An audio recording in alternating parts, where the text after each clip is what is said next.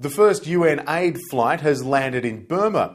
It's taken the country's leaders 5 days to give permission, and many aid workers fear the delay could have led to many thousands dying needlessly. Up to 1 million people are thought to be homeless after Cyclone Nargis ripped its way through southern parts of the country last weekend. Burmese monks helped clear a path through the wreckage. An amateur aid operation in a country where 1 million survivors are still waiting for outside help to pour in. Here, deep in the Irrawaddy Delta, the destruction is overwhelming. Desperate families trudging through the mud, looking for water and shelter. But there's not much of either yet. Another weary family waits for help. "We only have food for this morning," says the mother. "From tonight, we have nothing." Some supplies are now getting through. Foreign aid arriving at Rangoon Airport today. But it's nowhere near enough. On state television, Burma's authoritarian rulers are trying to prove they have the situation under control. But the generals are failing.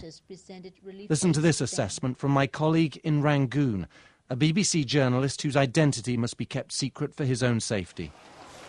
Thousands of trees now lie in what were once leafy avenues, massive tree trunks ripped up across the whole city, and there's barely a single building left untouched by the force of the wind. Fuel is in short supply, and cars are queuing overnight for just a few litres of petrol. And there's no electricity for those without generators.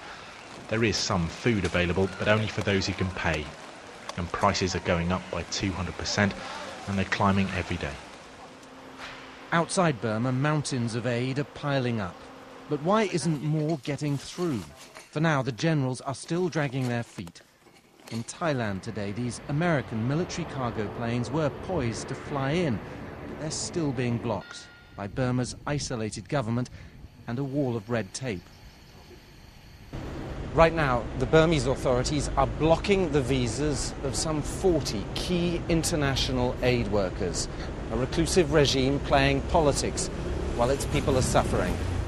They wanted to show the army is the only institution who is taking care of its own people in Burma. So they don't want to share credit to any other organizations. Today, a few more families were plucked from the flood zone. But this disaster requires an armada of boats and an army of medical teams, many wounded still waiting for treatment 5 days after the cyclone struck.